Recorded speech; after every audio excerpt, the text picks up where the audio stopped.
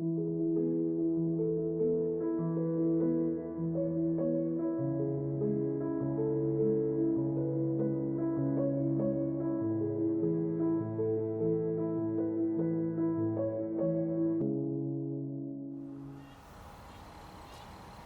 son Doug first got an interest in birds at a very early age.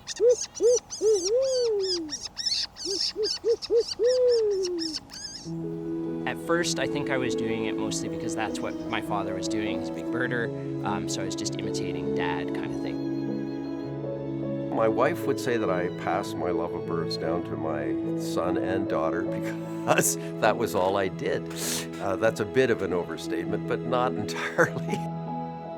We all have so many challenges in our everyday life, and here are these birds, and they're free. One of the great things about loons is that almost everybody is aware of them when they're in loon country because the calling of loons is so pervasive.